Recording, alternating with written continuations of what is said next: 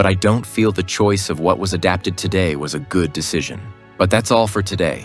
I should be thankful that Tappei hasn't released a novel chapter, otherwise my day would be impossible. I said that today, but Tappei is always keeping an eye on my channel, and that's why he decided to upload a new chapter. And if you believe that, you're an idiot. Obviously, I'm joking. I know you'll say it's clear I was kidding, but believe me, as a content creator, I've interacted with so many people that I've realized not everyone has their sarcasm detector turned on. But putting my ramblings aside, today's chapter was short and a bit of a transition piece, but that didn't stop me from enjoying it because one of my favorite characters appeared. Someone who honestly has the potential to be a huge help. After all, he's already defeated one of the enemies from this section in the past. Stick around to find out what I'm talking about. But as always, a huge thank you to the channel members. A shout out to Sergio Vargas, Allners, and Agua Fria. Of these three, a special thanks to Allner, who was gifting memberships during my stream yesterday. And another thanks to Cafecido, who recently donated to improve the gifs for certain characters on the channel. Thank you so much. Over on the English channel, there are no new members, but I'd still like to thank Canup,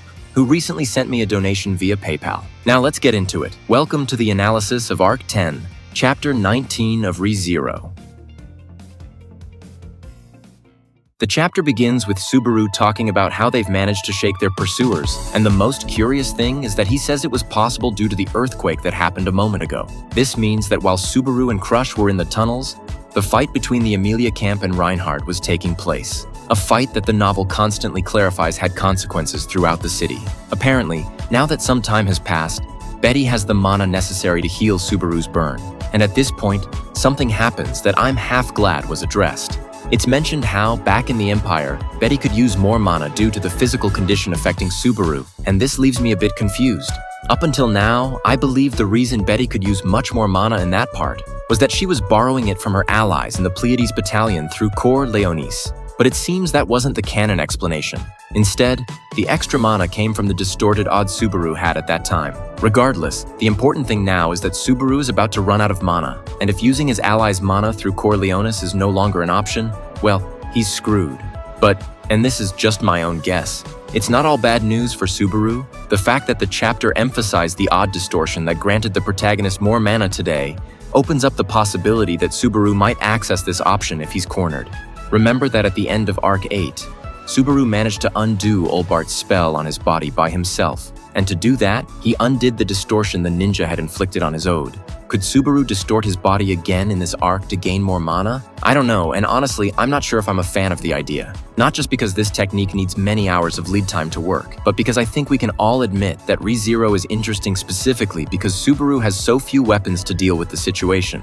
Giving him infinite mana through odd distortion doesn't sound very exciting at first glance, but we'll see what happens. One detail I liked was how Crusch seems to have a melancholy look when seeing the healing magic Betty casts on Subaru, as that act brings back memories of the femboy you like. After that, there's a bit of chit-chat among the group where Subaru and Betty interact cutely. Crusch laughs, and Subaru tells her she looks just as beautiful even with the eye patch, while Crusch tries to non-verbally deny it. Once Subaru's healing is finished, he asks Crusch for a lead on the situation, and the candidate says something interesting but not entirely convincing.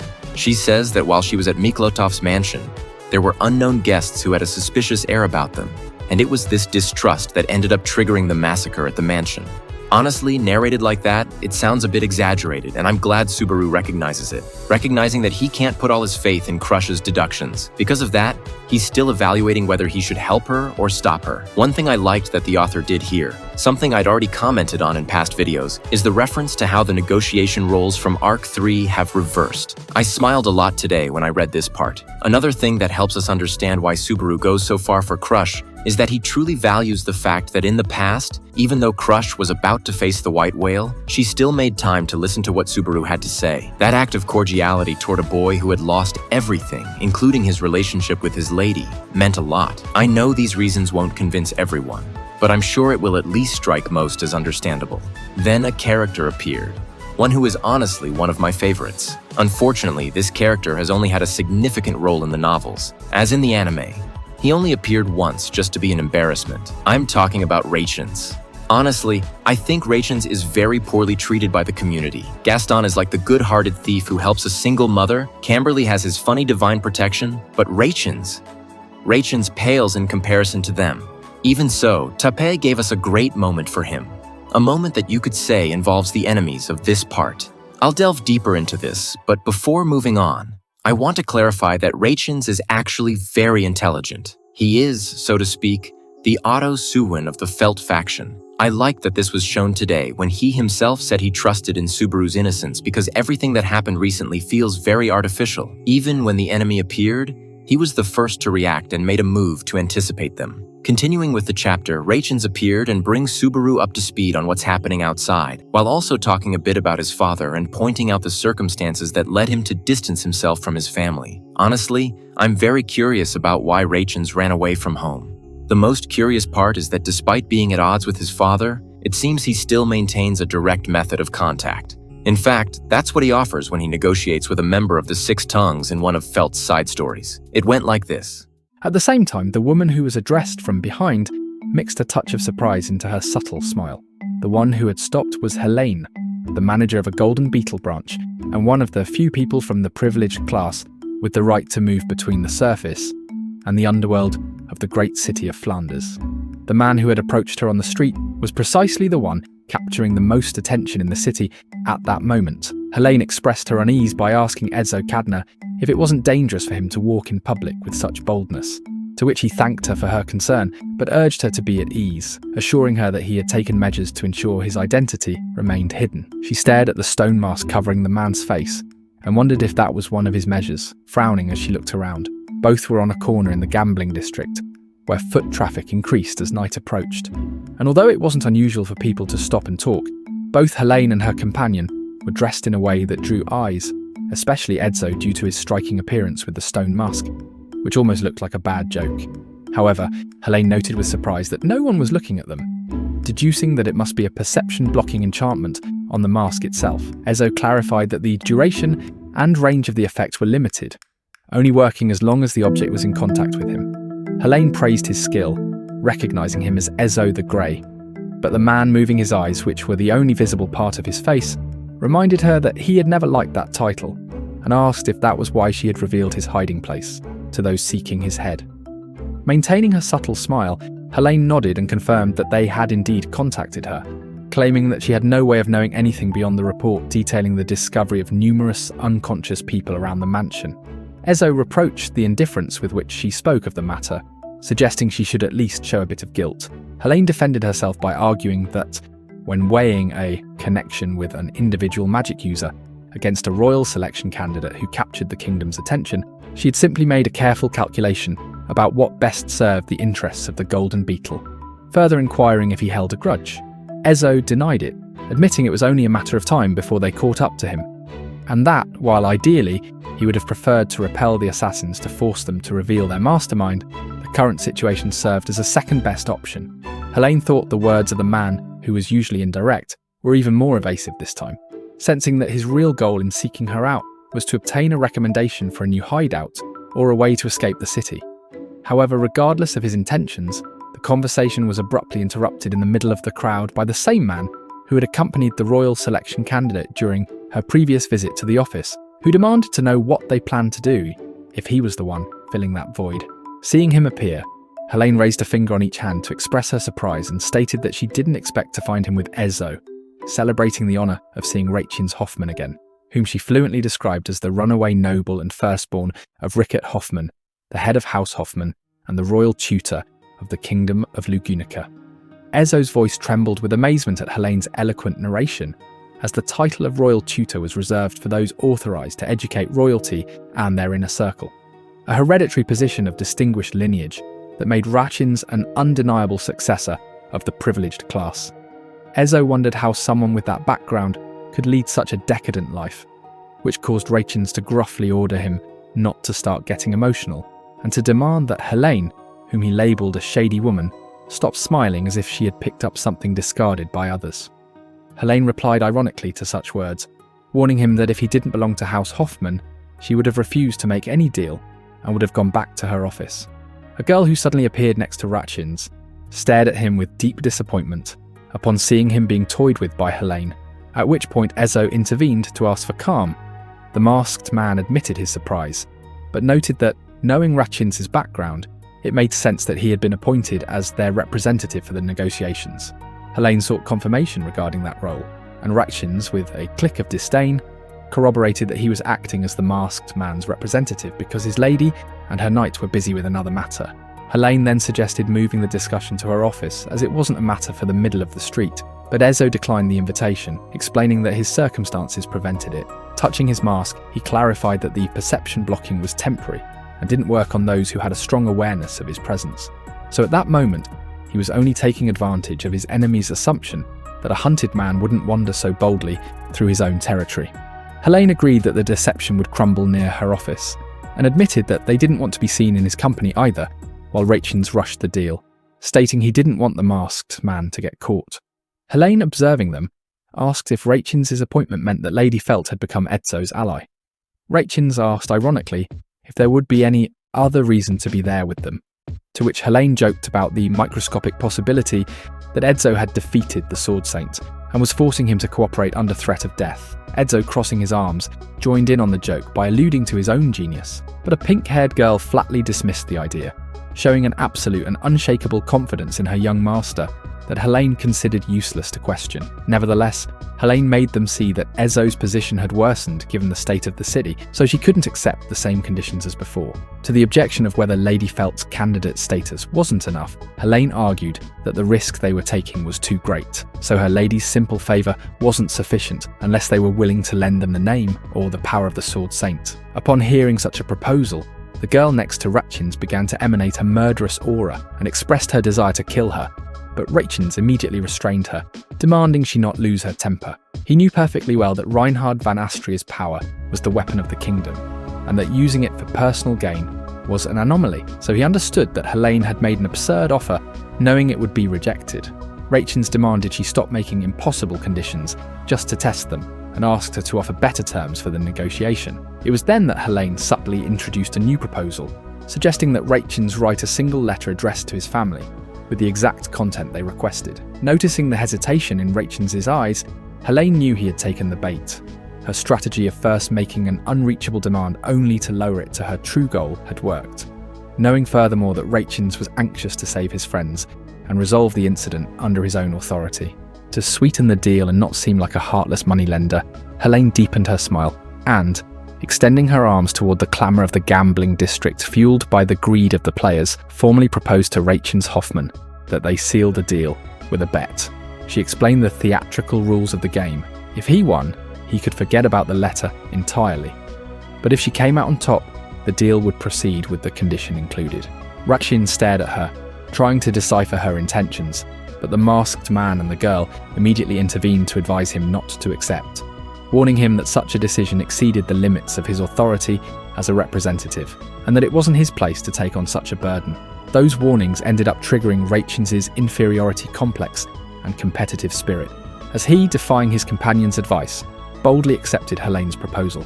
She smiled to herself with a mixture of pity and professional cunning, and maintaining the fairness of the challenge, invited him to choose any game he desired.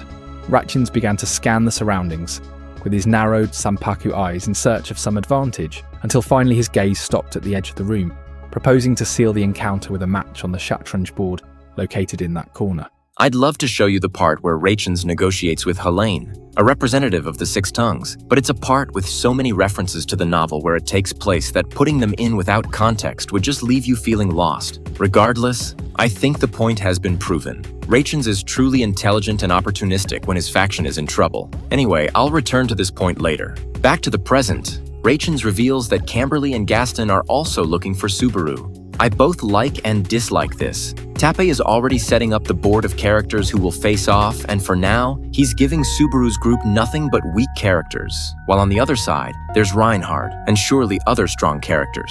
Now that I think about it, I consider this situation a great moment to nerf Corleones, so to speak.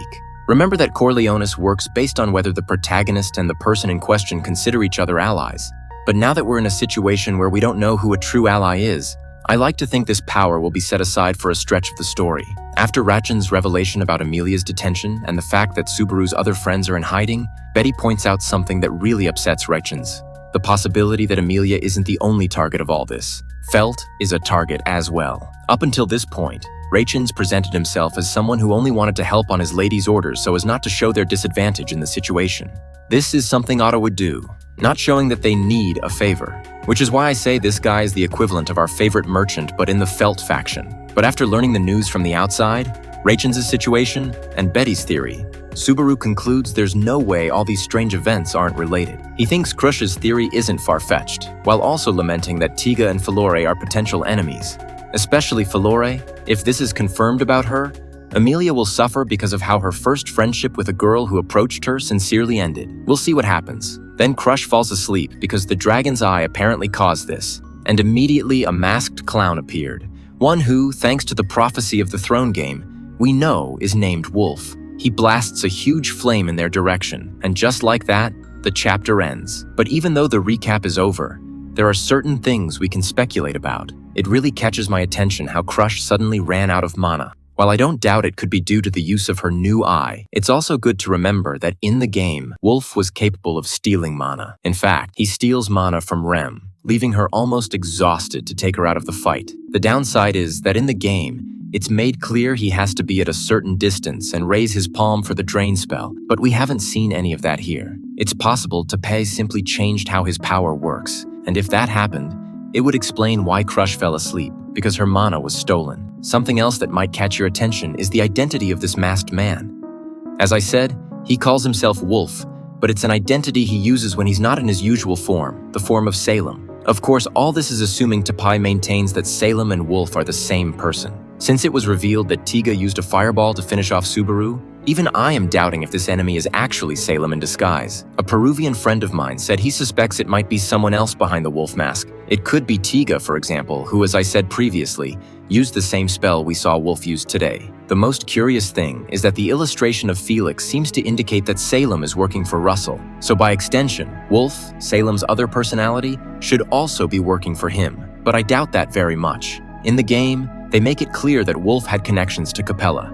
So I'm sticking to my theory that Capella has infiltrators even in the Six Tongues organization, and Salem and Wolf are pretending to work for Russell while actually being loyal servants to Capella. Interestingly, in another talk with an acquaintance, whom I appreciate because I know he isn't a LARPer and actually reads the novel, he mentioned the possibility that a masked villain from a Heinkel's side story is actually the same enemy that appeared today, based on the following excerpt. Looking toward Luana, thinking she might have discovered something, Heinkel noticed the woman was staring fixedly at the other side of the street, shading her eyes with her hand like a visor.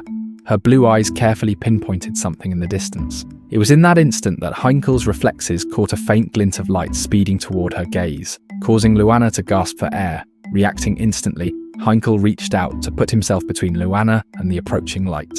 At that very moment, a searing heat coursed through his right arm and blood began to drip from a dagger that had buried itself deep in his flesh. Through an ironic twist of fate, that same blood now soaked the ground, granting him the credibility he had so long desired.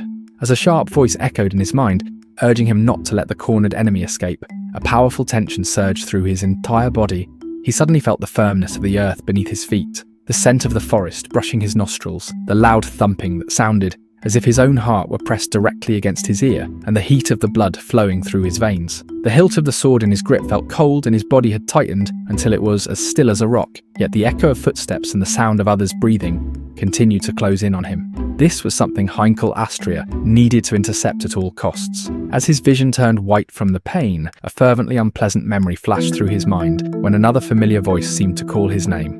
The nightmare of an unforgettable misfortune that he had barely managed to avoid seeing that morning manifested before him in fragments, pulling Heinkel back to reality as he crouched in the middle of the street. Feeling like he was drowning in the agony of the sharp, burning pain in his right arm, he was on the verge of crying out, but he managed to hold it back thanks to the warmth of the presence huddling close to his body. Luana, holding him desperately after he had taken the hit, called out to him, with her face contorted from the tension. Gritting his teeth, Heinkel drew the sword at his waist with his left hand and cut through the subsequent silver flash, speeding toward her. As he parried the second dagger with his weapon, while feeling another wave of pain from the impact, Heinkel's head filled with regrets, thinking he should have done exactly the same during the initial surprise attack. If he had cut down the first dagger with his sword, he wouldn't have suffered a wound to his dominant arm. He wouldn't be forced to brandish the weapon with his left hand. And above all, Luana wouldn't have had to witness the blood. Heinkel firmly ordered her to stay behind him, but Luana hesitated, pointing out in fear that the individual seemed to be targeting her. He insisted that for that very reason, she had to stay at his back, because if she left his side, it would be impossible for him to protect her. Keeping Luana shielded, Heinkel gathered all the chivalry he could muster, and biting his lip until it bled, stared fixedly at the perpetrator across the street. Standing there was a being dressed in a ridiculous outfit, completely black from head to toe and topped with a white mask. For a moment he thought that enigmatic appearance bore a close resemblance to the dangerous members of the witch cult. However, the hooded man addressed him by his full name, making Heinkel's jaw work in shock. The attacker assured him that, for their part, they had no intention of harming him. Naturally, that proclamation lacked any credibility, even with the pain clouding his thoughts. Heinkel understood it wasn't worth listening to such convenient words. Despite understanding that, he had no idea what the hell the other party was up to, wondering if he was saying it as a joke to ridicule him and toy with him, though he didn't perceive a haughty attitude in the attacker. The masked man conveyed a raw and exhaustive reality, which dictated to Heinkel that, if there was no falsehood in his words, the target was unequivocally Luana. Luana reached the same conclusion and confronted the individual, identifying him as the person from the previous afternoon. Reflecting on why she had been dragged into such a dangerous scenario, Heinkel realised it was entirely due to the events witnessed the day before, which were highly inconvenient for the masked man. The intruder remained silent, as if indicating he had no words to share with her, but the fact that he did not resume his attack suggested he wished to show good faith by waiting for Heinkel's response. At this, Heinkel responded with fury, demanding that he stop toying with them and declaring that, regardless of his intentions, he had already been attacked and would not allow him to harm Luana, reminding him also of his status as a knight. To Heinkel, a knight was a being bound to protect others through refined swordsmanship and unwavering resolve, the exact way he himself aspired to live. At the moment, he prepared to fulfill that supreme yearning. In the face of the rival's absurd demands, a chilling question interrupted his thoughts. The masked man coldly questioned if he truly was a knight, making Heinkel catch his breath. With his eyes wide as he tried to articulate a response, he allowed the individual to continue speaking, which ended up breaking the fighting spirit he had gathered. The attacker asked him directly if someone who had been unable to draw his sword during his first military deployment really had the right to call himself such. Heinkel choked back a gasp of shock. The masked man continued to press, questioning if someone who let his comrades clean up his mess, contributing absolutely nothing to a victory served to him on a silver platter, had the right to call himself a knight. Overwhelmed, Heinkel stammered, asking him in horror how he could know that. Mercilessly, the individual delivered the final blow, asking him if a man with a heart so fragile that he actually wet himself in front of the enemy truly had the right to call himself a knight. Paralysed and wide-eyed, Heinkel completely forgot the pain in his arm as his voice broke into a desperate falsetto, screaming at him to stop. The masked man's cold and factual cadence exposed to the light of day the realities that Heinkel Astria wished to keep hidden at all costs, assaulting him with the memory of his humiliating first deployment, leading Heinkel to plead with him, completely broken, to please stop. After all, he didn't want Luana to hear that side of him. While there are reasons to think that Masked Man has links to the Six Tongues, what kills this connection a bit is the way the Masked Man speaks, as he doesn't share the same speech habits we saw Wolf has. Though, of course, Tepe could come out and say that at this point in the story, Wolf hadn't acquired his peculiar speaking habit yet, but the possibilities are infinite and discussing them won't lead anywhere. But one thing that is certain from this clue and the Russell illustration is that the Six Tongues are involved in all of this. If they are, it's a perfect time to have Racheins on our side, someone who, as seen in the previous excerpt I showed you, already has experience dealing with them. Now that he's on Subaru's side, he might help by contributing that experience. Plus, I'd love to see a reunion between Helene and Racheins. Helene had a terrible time after losing her bet with Racheins, to the point that Russell had to punish her severely. To finish up this review, it really catches my attention how the author confirmed that Rickard Hoffman was also Crusch's swordsmanship instructor. I'm not saying I dislike it, but I can't help but notice the author introduced this detail, taking advantage of the fact that the latest anime episode just canonized that Rickard was at one point Julius's master. I say it feels weird because while the novels make it clear Rickard used to be an instructor, there was never any mention of him visiting Crusch before. Regardless, this is just a trivial observation. At the end of the day, I'm just as excited as you are for the upcoming chapters. That's all for today. I'm heading out.